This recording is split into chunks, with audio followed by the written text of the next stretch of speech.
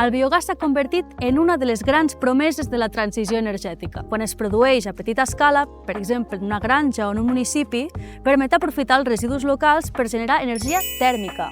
Això fa que puguem escalfar aigua o habitatges. Així s'estalvien el transport de residus i les emissions que suposa. El problema arriba amb les macroplantes, promogudes per grans empreses com Naturgy en el cas de la Sentiu. La majoria o bé produeixen electricitat, que és menys eficient que la producció tèrmica, o fan biometà per continuar alimentant la xarxa de gas fòssil i enriquir-se.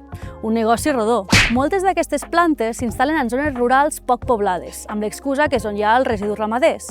Però, en realitat, segons l'Estratègia Catalana de Biogàs, aquestes només representen un 32% del potencial. En comptes de significar una producció d'energia de proximitat, suposa un trasllat massiu de residus entre comarques, generant més emissions, males olors i risc de dependència econòmica. A més, les macroplantes de biogàs s'aproven a porta tancada, sense transparència i sense processos participatius vinculants. La transició energètica s'hauria de planificar des de la demanda i des del territori, pensant en les necessitats de la població i no en les grans energètiques. En definitiva, el biogàs pot formar part d'un futur sostenible, però només si es fa des de baix, amb criteris de justícia territorial i sobirania energètica. Si no, la transició continuarà en mans de l'oligopoli i depenent dels combustibles fòssils, però amb una nova etiqueta verda.